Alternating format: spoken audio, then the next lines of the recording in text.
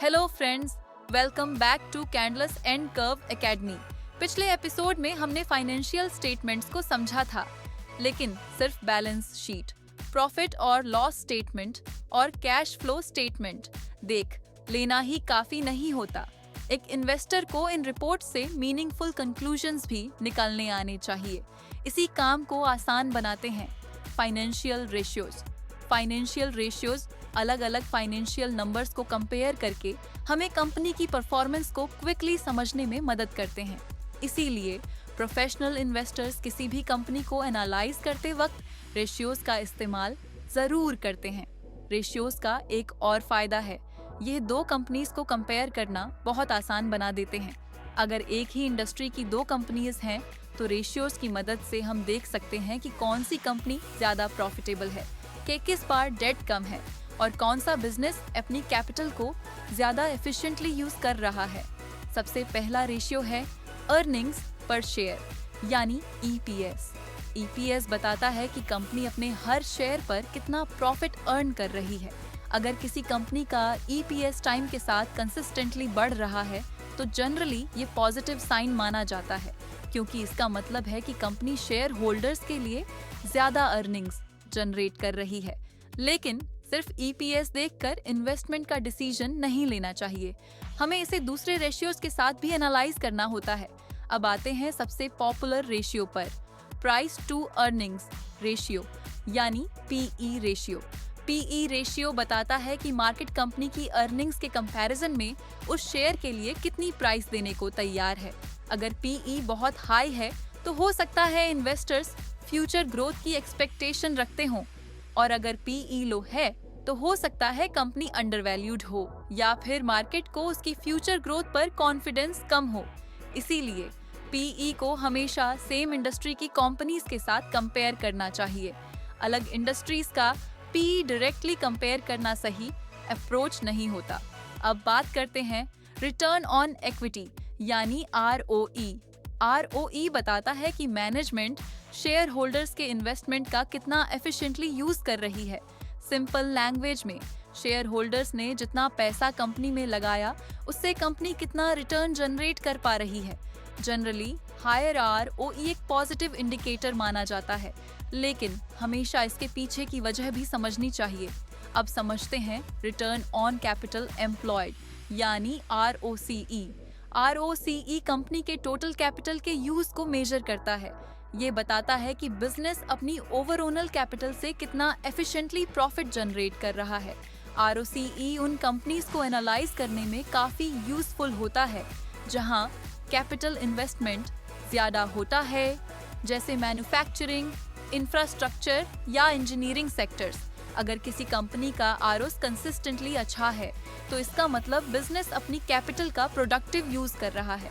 अब बात करते हैं डेट टू इक्विटी रेशियो की। ये रेशियो बताता है कि कंपनी अपने बिजनेस को चलाने के लिए शेयर होल्डर्स के पैसे पर ज्यादा डिपेंड करती है या बोरोड मनी पर। अगर डेट बहुत ज्यादा है, तो फ्यूचर में फाइनेंशियल रिस्क बढ़ सकता है। लेकिन इसका मतलब ये नहीं कि हर डेट वाली कंपनी बुरी होती है। कुछ इंडस्ट्रीज नेचुरली डेट का यूज करती हैं, इसीलिए डेट टू इक्विटी रेशियो को भी हमेशा सेम इंडस्ट्री के बिजनेसेस के साथ कंपेयर करना चाहिए। अब आते हैं करंट रेशियो पर। करंट रेशियो कंपनी की शॉर्ट टर्म फाइनेंशियल स्ट्रेंथ को मेजर करता है। यह बताता है कि कंपनी अपनी करंट एसेट्स की मदद से करंट लायबिलिटीज को कंफर्टेबली रीपे कर सकती है या नहीं। अगर करंट रेशियो हेल्दी है, तो जनरली कंपनी की शॉर्ट टर्म लिक्विडिटी भी अच्छी मानी जाती है। अब तक हमने कुछ सबसे इम्पोर्टेंट फाइनेंशियल रेशियोज को समझा, लेकिन ये सिर्फ इंडिविजुअल रेशियोज नहीं है। इनका एक्चुअल वैल्यू तब समझ आता है जब हम इन्हें एक साथ एनालाइज करते हैं। अब बात करते हैं बुक वैल्यू पर शेयर की। बुक वैल्यू बताती है कि अगर कंपनी के सारे एसेट्स बेच दिए जाएं और सारी लायबिलिटीज चुका दी जाएं, तो एक शेयर होल्डर के हिस्से में कितनी वैल्यू बचेगी। इसीलिए बुक वैल्यू को कंपनी की अकाउंटिंग वैल्यू भी कहा जाता है। कई इन्वेस्टर्स बुक वैल्यू को मार्केट प्राइस के साथ कंपेयर करके देखते हैं कि शेयर अपनी वैल्यू के हिसाब से महंगा है या रिलेटिवली अट्रैक्टिव। लेकिन बुक वैल्यू को भी कभी अकेला यूज नहीं करना चाहिए। इससे हमेशा दूसरे फाइनेंशियल रेशियोज के साथ एनालाइज करना चाहिए। अब समझते हैं डिविडेंड यील्ड। डिविडेंड यील्ड बताता है कि करंट मार्केट प्राइस के कंपैरिजन में कंपनी अपने शेयर होल्डर्स को कितना डिविडेंड दे रही है। कुछ कंपनीज अपने प्रॉफिट्स का बड़ा हिस्सा बिजनेस एक्सपेंशन में इन्वेस्ट करती हैं, जबकि कुछ कंपनीज रेगुलर डिविडेंड डिस्ट्रीब्यूट करती हैं। इसीलिए ग्रोथ कंपनीज और डिविडेंड कंपनीज का इन्वेस्टमेंट अप्रोच अलग होता है। अगर किसी इन्वेस्टर का ऑब्जेक्टिव रेगुलर इनकम है, तो डिविडेंड यील्ड एक यूजफुल इंडिकेटर हो सकता है। अब देखते हैं कि प्रोफेशनल इन्वेस्टर्स रेशियोज का यूज कैसे करते हैं। मान लीजिए एक ही सेक्टर की 2 कंपनीज हैं। सिर्फ पीई रेशियो देखकर किसी एक कंपनी को चूज करना सही अप्रोच नहीं है।